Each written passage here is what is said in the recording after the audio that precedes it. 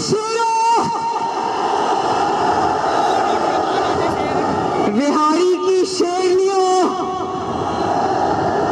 आप सबको मरियम नवाज शरीफ की तरफ से अस्सलाम वालेकुम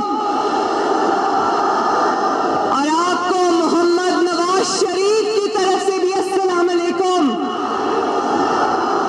मोहम्मद नवाज शरीफ ने बिहारी के लिए लंदन से बहुत मोहब्बत भरा सलाम भेजा है। उन्होंने कहा बिहारी जाओ तो उनको कहना कि मैं बिहारी को याद करता हूं और बिहारी को अक्सर याद करके मुझे अपने वो जलसे याद आते हैं जो मैंने बिहारी में खड़े होकर किए थे।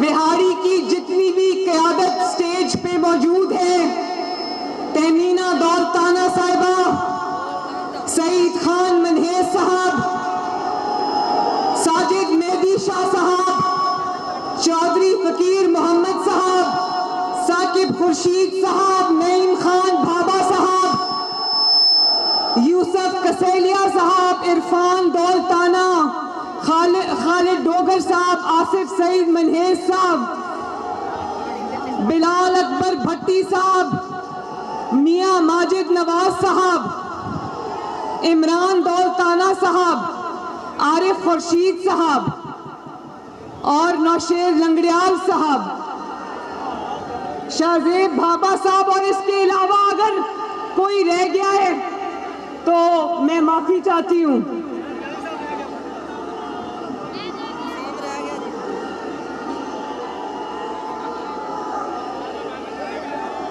बिहारी वालों,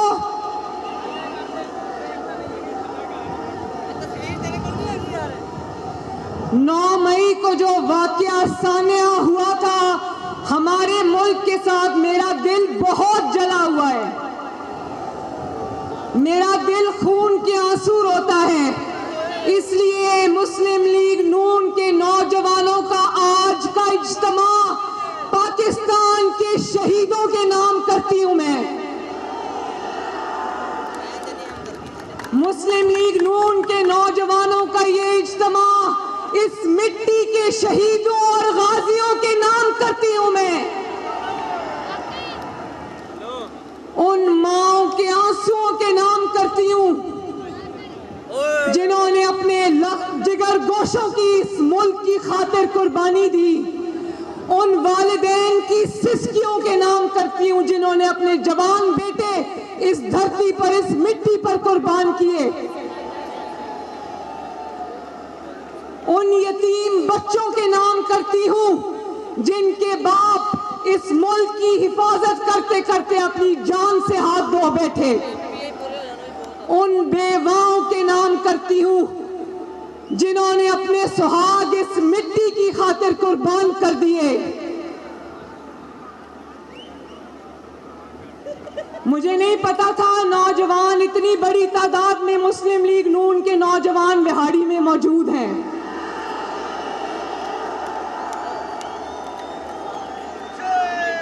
मुझे लग रहा था कि मुझे यूथ कन्वेंशन में बुला रहे हैं तो हो सकता है कुछ यूथ हो, कुछ अधेड़ उम्र लोग भी हो, कुछ बुजुर्ग लोग भी हो, मगर यहाँ तो 90-95% माशाअल्लाह नौजवान खड़े हैं।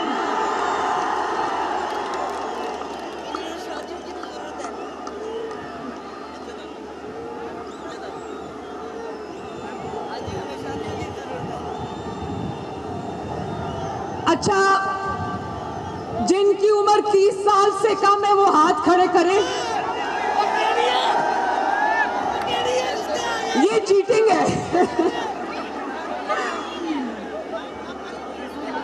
नहीं, सच बताओ, 30 साल से कम उम्र नौजवान हाथ खड़े करो। क्या बात है, माशाअल्लाह। नौजवानों, ये मुल्क आपका है। इस मुल्क के वाली वारिस आप हो। इस मुल्क के फैसले आपने करने हैं।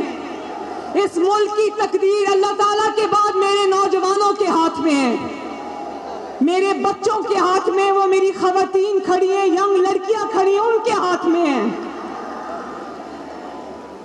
इस मुल्क के तरक्की के ज़ामिन आप लोग हो। इस मुल्क की बागडोर आप लोगों ने संभाल ली है। लेकिन जरा सोच के देखो, जरा सोच के देखो कि वो भी नौजवान थे, वो भी जिन्होंने अपनी जवानियां इस मुल्क की खातिर, इस मुल्क की हिफाजत की खातिर, इस मुल्क की सरहदों की हिफाजत की खातिर, आपकी खातिर जिन्होंने अपनी जवानियां सरहदों पर इस मिट्टी की खातिर कुर्बान की। मैं जब शहीदों के बारे में बात करती हूँ मैं जज्बाती हो जाती हूँ। सोचो क्या जज्बा होगा कि अपनी जान कुर्बान की और वतन पर आंच नहीं आने दी। शहीद सिर्फ फौज के नहीं होते, शहीद किसी इदारे के नहीं होते, शहीद पाकिस्तान के होते, इस मिट्टी के होते हैं। शहीद इस कौम के होते हैं, शहीद ये 23 करोड़ अवाम के हैं। लेकिन सोचो मेरे नौजवानों, मेरे बच्चों, मेरे भाइयों, मेरी बहनों, मेरी बेटियों, सोचो कितना बदनसीब, कितना बदबख्त शख्स होगा जिसने अपनी घटिया सियासत की खातिर, जिसने अपने घटिया एजेंडे की तकमील की खातिर उन शुहदा और गाजियों की यादगारों को आग लगा दी।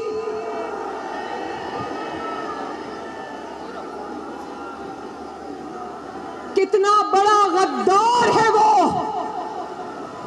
जिसने शहीदों की यादगारों को, उनकी कुर्बानियों को, उनकी अलामतों को आग लगा दी। उससे बड़ा बदबख्त कोई पाकिस्तान में हो सकता है?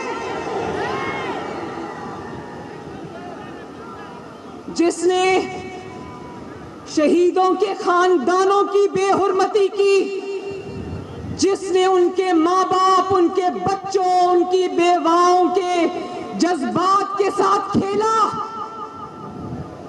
जिसने उनके मुजस्समों को तोड़ गिराया, जिसने उनकी वर्दियों को डंडों के ऊपर टांग के उनकी तस्वीरें बनाई। मुझे बताओ इतनी बड़ी गद्दारी क्या कोई पाकिस्तानी कर सकता अपने मुल्क के साथ? सोचो उन माओं पर क्या गुजरती होगी। उनको तो यही तसल्ली है ना कि कुरान कहते हैं शहीद जिंदा है, उनको रिज्क दिया जा रहा है। तो क्या शहीदों के साथ ये सलूक इस कौम को मंजूर है? और आप क्या समझते हो? मैं अपने नौजवानों से मुखातिब हूं और आपके जरिए, विहाड़ी के जरिए कौम के हर नौजवान से मुखातिब हूं। आपको क्या लगता है ये अचानक हो गया कि इमरान खान को पुलिस पकड़ कर ले गई और अचानक ये हो गया पूरे पाकिस्तान के अंदर? नहीं मेरे नौजवानों, ये अचानक नहीं हुआ। ये प्री प्लान्ड पूरी तखरीबकारी और दहशतगर्दी का मंसूबा ज़मान पाक के अंदर बना था और मुल्क और कौम पर हमलों का मास्टरमाइंड इमरान खान तोशाखाना चोर था। 60 अरब का डाका डालने वाला चोर था। गैर मुल्की कुव्वतों का, आकाओं का गुलाम था। जितना बड़ा हमला 9 मई को इमरान खान और उसके जत्थों ने पाकिस्तान में किया, मुझे हाथ उठा के बताओ क्या इस तरह का हमला कभी पाकिस्तान का बदतरीन दुश्मन भी पाकिस्तान पर कर सका? क्या इतना संग दिलों वाला सलूक पाकिस्तान के साथ क्या दहशतगर्द तंजीमें भी कर सकी? जो पाकिस्तान का दुश्मन ना कर सके, जो दहशतगर्द ना कर सके, वो इमरान खान ने करके दिखाया।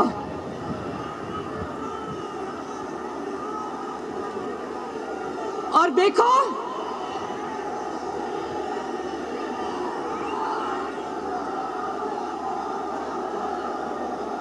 देखो ये कोई स्पॉन्टेनियस रिएक्शन नहीं था अचानक। ये जिस तरह तखरीबकार और दहशतगर्द गारों में बैठकर कागजों पे नक्शे बनाकर टारगेट की निशानदही करते और उसके लिए खुद को हमलावर तैयार करते हैं। ये टारगेट्स उसी तरह प्लान किए गए थे, ये अटैक्स, ये हमले उसी तरह प्लान किए गए थे।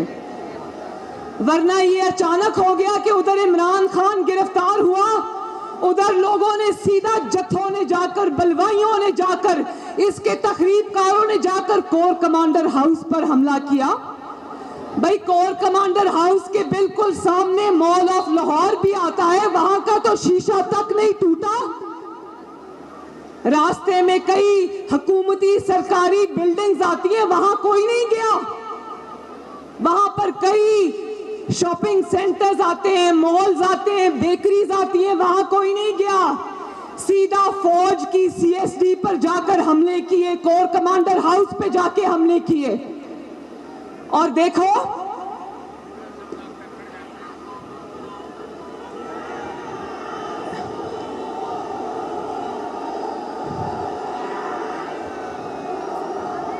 पूरे टारगेट सेट किए हुए थे, एक एक टारगेट सेट किया हुआ था। और मास्टरमाइंड इमरान खान ने बताया था कि जब मैं मुझे गिरफ्तार करे, तुमने इधर जाना है, तुमने उधर जाना है। हर जत्थे का एक सरबराह भी था, वो इसकी अपनी जमात के लोग थे।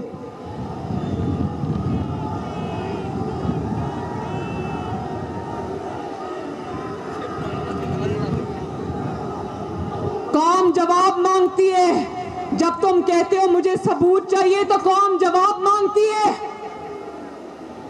जब कोयटा से जत्था निकलता है तो सीधा छावनी का रुख क्यों करता है? जब लाहौर से जत्थे निकलते हैं तो सीधा कोर कमांडर हाउस का रुख क्यों करते हैं?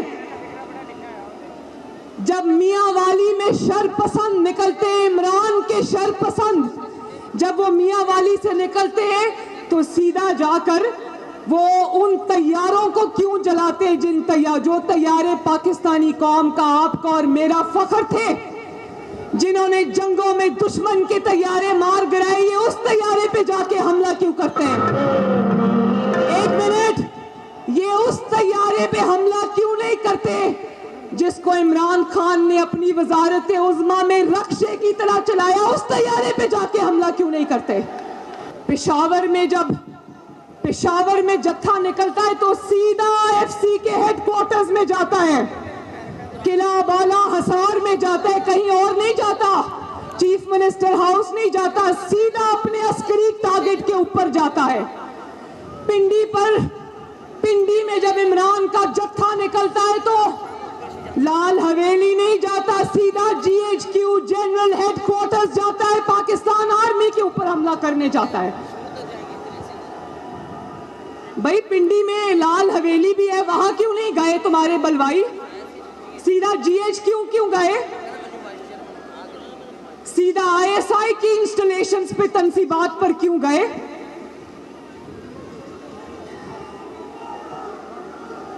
मैं एक बात अपनी कौम को बता दूं, अपने अवाम को, अपने नौजवानों को बता दूं, ये हमले जो थे ये पाकिस्तान की फौज पर हमले थे, ये कहीं और हमला नहीं था, ये पाकिस्तान की फौज पर हमला था। हमने भी जनरल बाजवा और जनरल फैज के खिलाफ हमने भी स्टैंड लिया था, लेकिन नवाज शरीफ आपके लीडर, क्योंकि वो इस मिट्टी का बेटा है,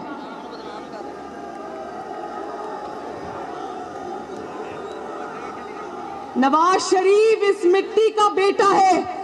उसने कहा जनरल बाजवा कौम आपसे जवाब मांगती है, जनरल फैज कौम आपसे जवाब मांगती है और आपको जवाब देना पड़ेगा। पाकिस्तान की फौज को मैं सलूट करता हूं। ये नवाज शरीफ ने 2020 और 19 में ये बात कही थी।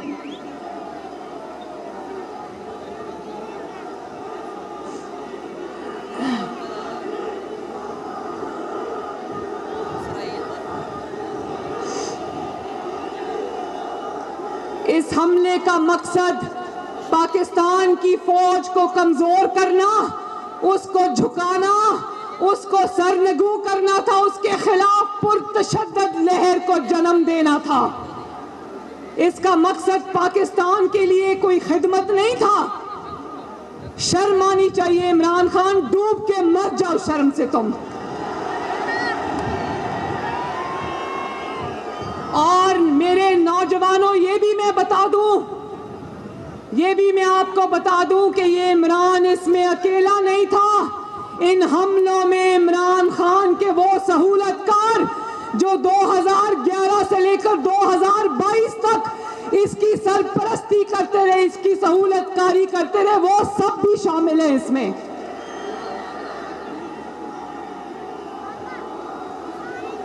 और मैं खुलेआम कहती हूं, खुले बंदों कहती हूं, आपको गवाह बना के कहती हूं, अपनी मालूमात की बुनियाद पर कहती हूं, ये पाकिस्तान की फौज के खिलाफ मुसल्लह बगावत थी जिसका सरगना इमरान खान है।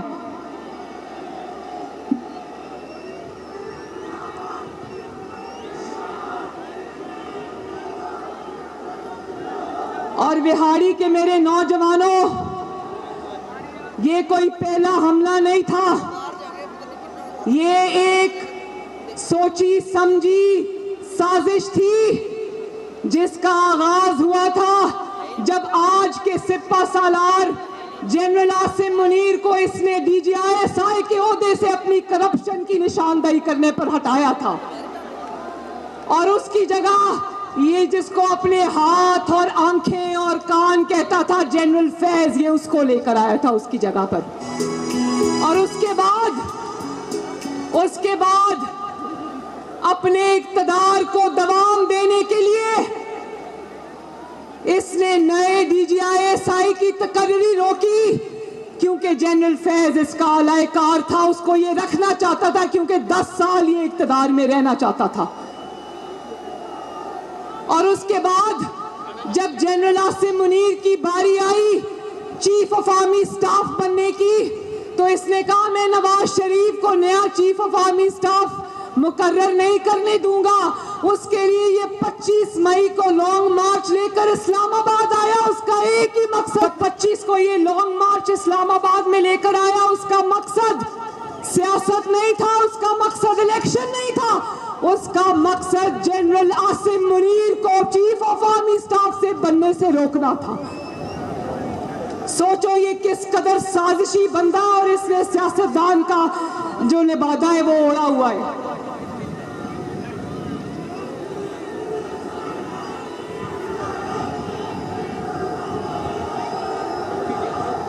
इसने सोचा तकब्बर और रऊनत देखो, कभी कहता था नवाज शरीफ के कमरे का AC उतरवा दूंगा, नवाज शरीफ का खाना बंद कर दूंगा, नवाज शरीफ को छोड़ूंगा नहीं। आज अल्लाह ताला की कुदरत देखो, आज बेबसी की और इबरत की तस्वीर बना बैठा है पूरी दुनिया के लिए। याद है ना नवाज शरीफ ने आसमान की तरफ देखकर क्या कहा था? क्या कहा था? जब इसने जुल्म के इंतकाम के पहाड़ तोड़े नवाज शरीफ पर, तो नवाज शरीफ ने उंगली उठाकर आसमान की तरफ देखकर कहा था मैं अपना मामला अल्लाह रब्बुल इज्जत ने अदालत को लिख कर दिया कि मरियम नवाज शरीफ अपने बाप का इंतकाम मेरे से ले रही है। वाह अल्लाह तेरी शान। मरियम नवाज शरीफ इंतकाम नहीं ले रही, लेकिन हाँ मरियम नवाज शरीफ ने अपने बाप के मिशन का जो झंडा उठाया था, अल्लाह ताला के फजलो करम से वो झंडा उसने गिरने नहीं दिया। मरियम नवाज शरीफ ने अपने बाप का साथ दिया अल्हम्दुलिल्लाह, और हर बेटी का सर फख्र से बुलंद किया, क्योंकि मरियम नवाज शरीफ जानती थी कि मेरा बाप हक पर है। मरियम नवाज शरीफ अपने बाप की, अपनी बेटी तो थी बाप की, लेकिन पहले मरियम नवाज शरीफ इस मिट्टी की बेटी है, और इस मिट्टी की खातिर जेल तो जाना दूर की बात, जान कुर्बान करते हुए भी दरेग नहीं करेंगे इंशाल्लाह। तुम बताओ, मरियम नवाज शरीफ तो बाप के लिए खड़ी रही माशाल्लाह, मरियम नवाज शरीफ जेल को देखकर सर पे बाल्टी रखकर दौड़ी नहीं, टांग पे प्लास्टर चढ़ाकर नहीं बैठी, व्हील चेयर पे नहीं बैठी। मरियम नवाज शरीफ ने इस रास्ते में जितनी भी रुकावटें आई, जितनी भी कांटे आए, मैंने उनको फूलों का हार समझ के अपने गले में पहना, क्योंकि जज्बा सच्चा था, नीयत अच्छी थी। पाकिस्तान की जंग थी, ये अपने इक्तदार की जंग नहीं थी। तो बंदा इससे पूछे, मरियम नवाज शरीफ बेटी को कह रहे हो तुमने बाप का इंतकाम लिया है, तो इसको पता था इसने इतने बड़े बड़े जुल्म किए हैं, इतना ज्यादा जो इसने ज्यादतियां की हैं लोगों के साथ, अब लोग इंतकाम लेंगे। लेकिन नवाज शरीफ और उसकी बेटी इंतकाम में यकीन नहीं रखते। हाँ, नवाज शरीफ और उसकी बेटी अल्लाह ताला की जात और मकाफाते अमल पर जरूर यकीन रखते हैं। जब आसमान का निजाम हरकत में आ रहा हो तो इंसानों को क्या जरूरत है इंतकाम लेने की। इसने अपने उसी जोम और तकब्बर में सोचा कि नेशनल असेंबली तोड़ दूंगा, बाजी पलट जाएगी, पंजाब असेंबली तोड़ दूंगा, बाजी पलट जाएगी, केपीके की असेंबली तोड़ दूंगा, बाजी पलट जाएगी, लॉन्ग मार्च लेके आके मुल्क को जाम कर दूंगा, बाजी पलट जाएगी। उसी जोम और तकब्बर में उसने सोचा कि पाकिस्तान की फौज पर हमला करूंगा, बाजी पलट जाएगी। लेकिन जो टक्कर के लोग जो दिन रात ये कहते थे कि जिहाद करने जा रहे हैं, जो ये कहते थे हकीकी आजादी लेने जा रहे हैं, जो कौम को लेके कहते थे कि तेरा बाप भी देगा आजादी, आज वो मैं कहती हूं कि इस तरह दौड़े लगा रहे हैं कि ना सिर्फ पुलिस के चुंगल से निकल गए बल्कि फवाद चौधरी जो है वो तहरीक इंसाफ से ही निकल गया बाहर।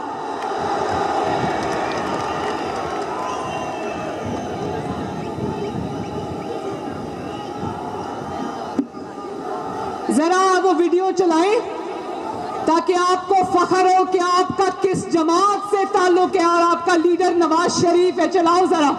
मुस्लिम लीग नून की लीडरशिप अज़्मो हिम्मत का निशान मियां नवाज शरीफ 374 दिन हिरासत में, मोहम्मद शहबाज शरीफ 340 दिन हिरासत में, मरियम नवाज 158 दिन हिरासत में, हमजा शहबाज 627 दिन हिरासत में, ख्वाजा साद रफी 462 दिन हिरासत में, ख्वाजा सलमान रफी 462 दिन हिरासत में, ख्वाजा मोहम्मद आसिफ 174 दिन हिरासत में, राना सनाउल्लाह 174 दिन हिरासत में, शाहिद खाकान अब्बासी 222 दिन हिरासत में, एहसन इकबाल 64 दिन हिरासत में, हनीफ अब्बासी 264 दिन हिरासत में, मिफ्ता इस्माइल 140 दिन हिरासत में, हाफिज नुमान 512 दिन हिरासत में, राजा कमर 218 दिन हिरासत में, कैप्टन सफदर 53 दिन हिरासत में और जावेद लतीफ 56 दिन हिरासत में रहे। लेकिन दूसरी तरफ फवाद चौधरी ने सियासत को छोड़ने का ऐलान कर दिया। मैं मुस्ताफी हो रहा हूँ, मैं एक्टिव पॉलिटिक्स छोड़ रही हूँ। मेरा पीटीआई से कोई ताल्लुक नहीं है, मैं पीटीआई से दस्तबरदार होता हूँ। मैं पार्टी को छोड़ रहा हूँ, मैं पीटीआई को खैराबाद कहता हूँ। मेरा कोई ना तल्लक रहा है ना वास्ता रहा है। फैसला किया है कि हम पाकिस्तान तहरीक इंसाफ को खैराबाद कहते हैं और छोड़ दें, पाकिस्तान तहरीक इंसाफ को खैराबाद कहते हैं और छोड़ दें। इससे वाजे हुआ कि सियासी कारकुन जेल से नहीं डरता, सिर्फ दहशतगर्द जेल जाने से डरता है।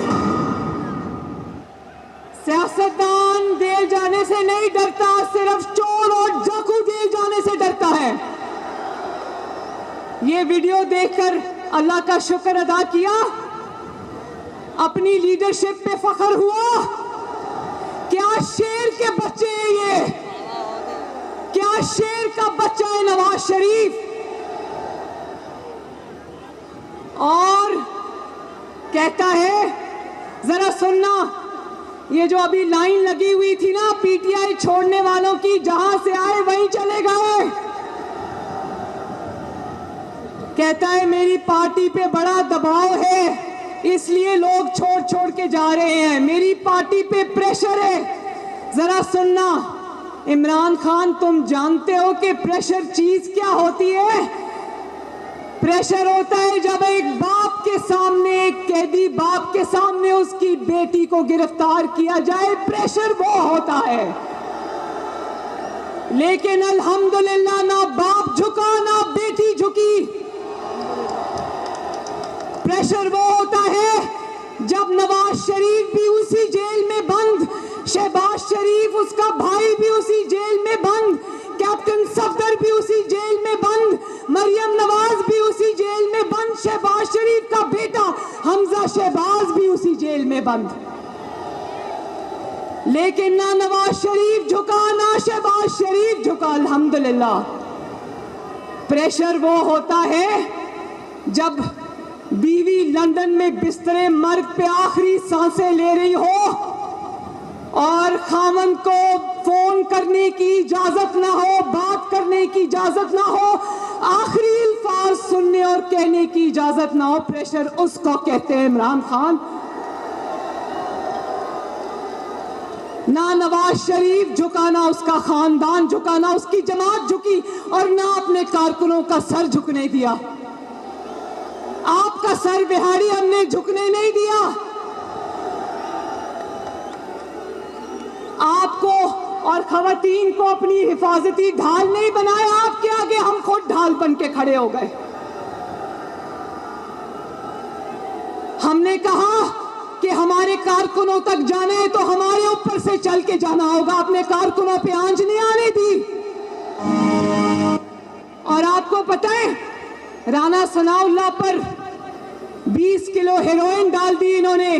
जानते हो हेरोइन की सजा क्या होती है? क्या होती है? सजाए मौत होती है। और अगर राणा साहब को पता था, लॉ मिनिस्टर है, कि इसकी सजा मौत है, लेकिन देखो प्रेशर इसको कहते हैं। उनकी बीवी रात को जेल के आगे पूरी पूरी रात खड़ी रहती थी, प्रेशर उसको कहते हैं, लेकिन झुके नहीं। बल्कि राणा सनाउल्लाह को जब पेशी के लिए कोर्ट लाया गया तो मीडिया ने उनसे सवाल किया, उसने कहा कि नवाज शरीफ को छोड़ने का तो सवाल पैदा नहीं होता, जहां नवाज शरीफ का पसीना गिरेगा वहां मेरा खून गिरेगा।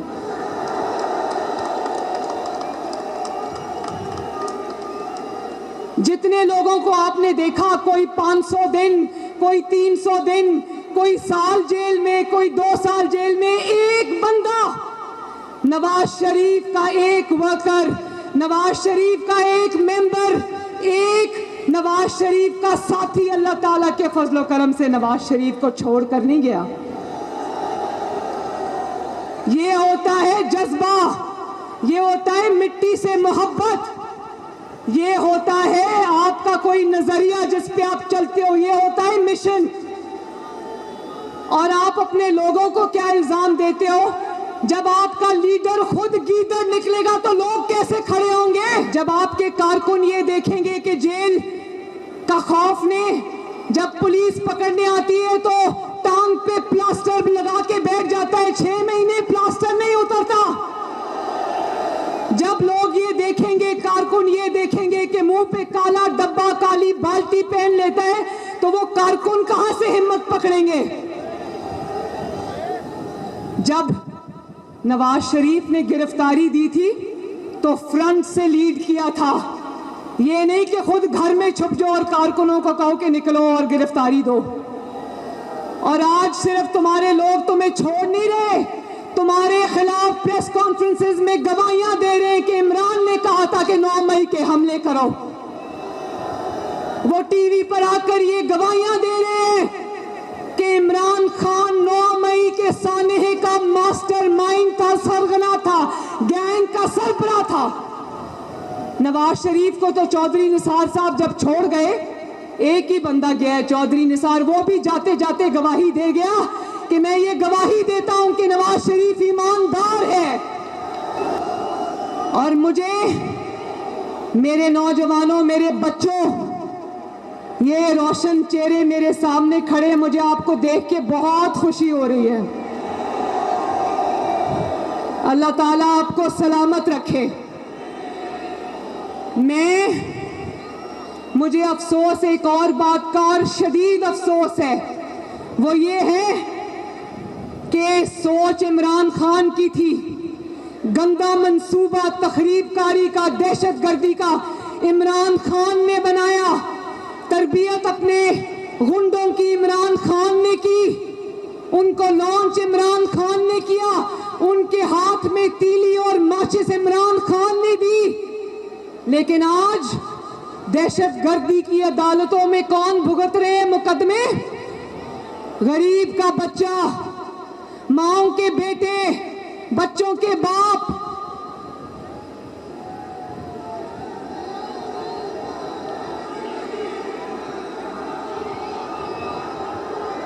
जो आज इंसदाद दहशतगर्दी की अदालतों में जो 10-10, 20-20 साल के लिए गए नौजवान, मुझे तरस आता है उन पर।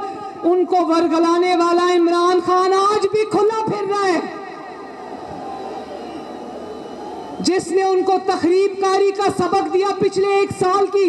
जब से ये इक़्तिदार से निकला, इसकी 1 साल की तकरीरें उठा के देख लो, सवाए घेराव, जलाओ, तखरीबकारी के, दहशतगर्दी के, इसने किसी चीज का सबक दरस नहीं दिया कौम को।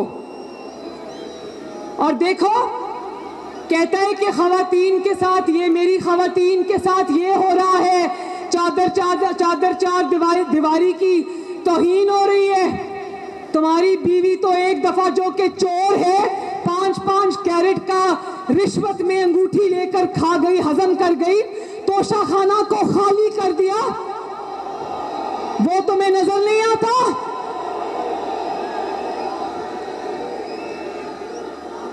अल-कादिर ट्रस्ट में पाकिस्तान का 60 अरब रुपए के बदले इसने 500 किनाल जमीन ले ली, वो तुम्हें नजर नहीं आता? अपनी बीवी को चादरों के साथ लेके जा रहा था अदालत, तो मैं उस दिन सोच रही थी, तुम्हारी बीवी औरत है, दूसरों की बेटियां और बीवियां औरतें नहीं है।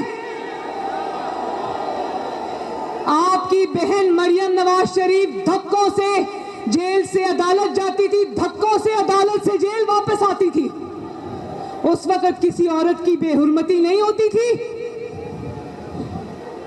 और जिन खवातीन को तुमने ढाल बनाया, उनको हरावल दस्ते की तरह आगे रखा, जो हमलों में जत्थों की सरबराही करती रही, वो भी उतनी गुनाहगार है जितने गुनाहगार तुम हो। और पूरी दुनिया ने देखा, आपने भी स्क्रीन्स पे देखा होगा, किस तरह इसकी खवातीन को पेट्रोल बॉम्ब्स बनाने की इतनी उनको महारत हासिल थी। मैं यहाँ पर, मेरे नौजवान खड़े, हाथ उठा के बताओ, किसी को पेट्रोल बॉम्ब बनाना आता है? किसी को गुलेल से वर्दी वालों के सर फोड़ने आते हैं? आंखें फोड़नी आती हैं? कभी किसी में इतनी हिम्मत हुई है कि अपने ही मुहाफिजों के डंडों से मार मार के उनकी हड्डियां तोड़ दे? ये क्या सियासी जमातें ये करती हैं? ये तो सिर्फ और सिर्फ या पाकिस्तान का दुश्मन कर सकता है, या दहशतगर्द तंजीमें कर सकती हैं। तो आज जो नौजवान मुकदमात भुगत रहे हैं, जिनकी माएं इस वक्त घर में बैठ के रो रही हैं, मैं उन माओं से मुखातिब हूं, वालिदैन से मुखातिब हूं, कि जब मैंने आपको कहा था कि इस फितना, इस इंतशार के पीछे अपने बच्चों को बर्बाद ना करें, आपने मेरी बात नहीं सुनी। आज आप देखो वो हसन न्याजी, बाकी सारे दहशतगर्द की अदालतों में बुक हो रहे हैं, उनको सजाएं होनी है, 10-10 साल, 20-20 साल सजाएं होनी है। लेकिन देखो, जिसने उनके दिमागों में बारूद भरा, जिसने उनकी सोचों में बारूद भरा, उसके अपने बच्चे लंदन में आराम से अयाशी कर रहे हैं। रुलने के लिए कौम के बच्चे दहशतगर्दी की अदालत में, रुलने के लिए गरीब का बच्चा, माओं के बेटे, तुम्हारे बेटे वहां किसी नाइट क्लब में जा रहे हैं, किसी रेस्टोरेंट में आ रहे हैं, जा रहे हैं, तुम्हें शर्म नहीं आई? भाई इतना ही नेक मकसद था, इतनी आजादी लेनी थी, इतनी तहरीक चलानी थी, तो अपने बच्चों को बुला के झंडा पकड़ाते ना कि लो झंडा पकड़ो और लीड करो। उनको वहां छुपा के रखा हुआ है। आज जब घरों में मुकदमात की वजह से क़यामत आई हुई है, पीटीआई के कारकुन छुपते फिर रहे हैं। ये आज ट्वीट कर रहे हैं इमरान खान कि मुझे वो वक्त याद आ रहा है जब मैं अपने बेटों के साथ शुमाली इलाका जात में हाइकिंग करने जाता था। या अल्लाह मेरी तौबा, गरीब का बच्चा मुकदमे भुगत रहे, तुम्हें अपनी हाइकिंग याद आ रही, शर्म करो। तुम्हारा वक्त भी दूर नहीं है, इंशाअल्लाह तुम्हारा वक्त खत्म। पाकिस्तान को मुबारक हो, ये तब्दीली जिस गंदे नाले से निकली थी वहीं जाके डूबेगी इंशाअल्लाह।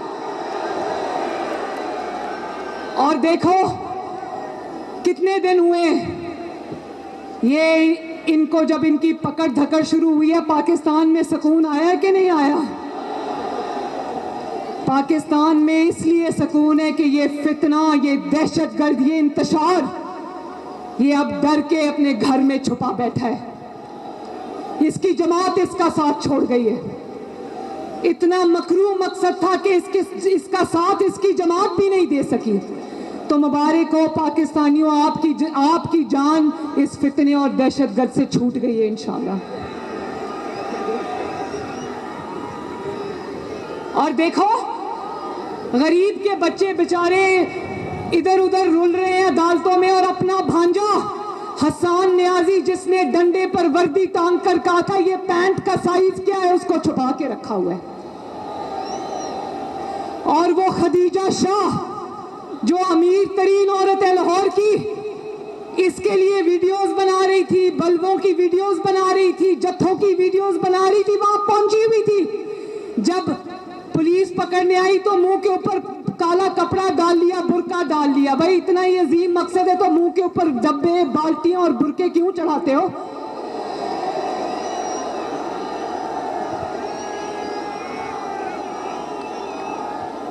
और कहती है, जब उसको पकड़ने के लिए आए तो कहती है मैं तो दूसरे मुल्क की शहरी हूं, मैं तो बरतानिया की शहरी हूं, मैं अपनी एम्बेसी से बात कर रही हूं। पैसे कमाने के लिए पाकिस्तान, हुक्मरानी करने के लिए पाकिस्तान, और जब कानून का शिकंजा तुम्हारी गर्दन पे तंग हो तो तुम दूसरे मुल्क की शहरी हो। और कहता है, अदालत में लिख के देता है कि नवाज शरीफ और मरियम नवाज मेरे और फौज के दरमियान गलत फहमियां पैदा कर रहे। वाह अल्लाह की शान। क्या मरियम नवाज शरीफ और नवाज शरीफ ने तो तुम्हारा दिमाग हैक कर लिया या तुम्हारा मुंह हैक कर लिया? बड़े ताबेदार हो मरियम नवाज शरीफ के, जो मरियम नवाज शरीफ कहती है वो भी करते हो, जो नवाज शरीफ कहता है वो ही करते हो। जो 9 मई को तुमने किया वो तुम्हें नवाज शरीफ ने करने को कहा था, वो तुम्हें मरियम नवाज ने करने को कहा था। आए बाएं शाएं ना करो, आओ अपना हिसाब दो इस कौम को, और कौम तुम्हें छोड़ेगी नहीं इंशाल्लाह। ना कौम तुम्हें छोड़ेगी और ना कौम उन जजेस को छोड़ेगी जो तुम्हारे सहूलतकार बने हुए हैं। आज आप देखो वो ऑडियो लीक्स आई जस्टिस उमर अता बंदयाल की सास की। वो सास कह रही है, हाय राफिया, मैं तो इमरान के जलसे में गई, वहां लाखों लोग थे, पूरे हर शहर में लोग इमरान खान के लिए दुआएं कर रहे हैं। तो आज ये कह रहा था अदालत में, उमर अता बंदयाल कह रहा था कि आइन और कानून, जब टैपिंग हुई, जब ऑडियो टेप्स आई, तो ये आइन और कानून के खिलाफ वर्जी है। किसी को टैप करना, किसी को टेप बनाना, वो आइन और कानून की खिलाफ वर्जी है। और मुल्क और कौम के खिलाफ साजिश करना खिलाफ वर्जी नहीं है आइन और कानून की। एक चोर को और दहशतगर्द का साथ देना आइन और कानून की खिलाफ वर्जी नहीं है। क्या ये आइन और कानून की खिलाफ वर्जी नहीं है जब 7 अरब का डाका डालकर आपके टैक्स पेयर का पैसा खा कर ये जब जाता है सुप्रीम कोर्ट में अपनी रिहाई के लिए, तो उमर अता बंदयाल साहब कहते हैं, आइए आइए, आपसे मिलकर बहुत खुशी हुई। और फिर सिर्फ खुशी नहीं मनाई, इसको 1 दिन की जेल में इसके कानों से धुएं निकलने शुरू हो गए। जाके कहते हैं मैं तो 24 घंटे से बाथरूम ही नहीं गया। तो क्या बात है नवाज शरीफ की, 14 महीने अटक किले में मुशर्रफ जैसे डिक्टेटर के नीचे जेल काटी, 1 साल तुम्हारी इंतकाम की वजह से पूरा 1 साल जेल काटी इधर कोट लखपत और अडियाला के अंदर। मुझे याद आता है कि नवाज शरीफ को मिटाने वालों को अल्लाह ताला ने मिटा दिया। नवाज शरीफ कल भी था, नवाज शरीफ आज भी है और नवाज शरीफ कल भी रहेगा इंशाअल्लाह ताला। कई फितने आए और चले गए। उमर अता बंदियाल साहब, मैं आपको एक मैसेज देना चाहती हूँ बिहारी की आवाम की तरफ से, पाकिस्तान के नौजवान की तरफ से जो मुल्क में रूल ऑफ लॉ देखना चाहता है। ये नहीं हो सकता कि मुकदमा भी आपके खिलाफ हो और बेंच में भी आप बैठे हो, ये नहीं हो सकता। मुकदमा सास के खिलाफ हो और दामाद ये मुकदमा सुन रहा हो, ये नहीं हो सकता। मुकदमा आपके साथी जज जस्टिस मुजाहिर अली नकवी के खिलाफ हो और आप बैठकर वो मुकदमा सुन रहे हो, ये नहीं हो सकता। ये नहीं हो सकता कि मुल्जिम भी आप हो और मुनसिफ भी आप हो, ये पाकिस्तानी कौम होने नहीं देगी। और आखिर में एक बात मेरी सुनना, तकब्बर और रऊनत, रस्सी जल गई बल नहीं गया। तकब्बर और रऊनत में कह रहे जितने लोग मेरी पार्टी को छोड़ के जा रहे हैं चले जाएं, मैं जिसको भी टिकट दूंगा वो जीत जाएगा। तो मैं देखती हूं कि तुम्हारे जैसे गद्दार वतन का टिकट लेने वाला तुम्हें पूरे पाकिस्तान में कोई नहीं मिलेगा इंशाल्लाह। तुम टिकट लेकर 2011 से पहले की तरह ढूंढोगे, तुम्हारी टिकट लेने वाला कोई नहीं होगा इंशाल्लाह ताला। क्योंकि अगर तुम्हारी टिकट लेकर कोई अवाम में गया तो अवाम भी उसका वही हाल करेंगे जो 9 मई को तुमने पाकिस्तान का हाल किया था। तो फिर अवाम के हाथ में भी वो माचिस और तीली होगी और लोग तुम्हें छोड़ेंगे नहीं इंशाल्लाह। ये खन्नास अपने दिमाग से निकाल दो कि तुम्हारी कोई टिकट लेने वाला भी होगा। तुम्हारी इंशाल्लाह ताला योर गेम इज ओवर और इसमें फतेह होगा पाकिस्तान इंशाल्लाह। बिहारी वालों, अल्लाह ताला आप सबका हामियों नासिर हो। अल्लाह ताला आपको अपने घरों में खुश और आबाद रखे। मेरे साथ मिलके आज एक ही नारा लगेगा, पाकिस्तान, और बोलो शुहदा को सलाम, शुहदा को सलाम, गाजियों को सलाम। इस मिट्टी के लिए कुर्बानियां देने वाले फौजी जवानों को, पुलिस के जवानों को, लॉ एनफोर्समेंट एजेंसीज के हर जवान को पाकिस्तान का सलाम। पाकिस्तान पाइंदाबाद। अल्लाह हाफिज।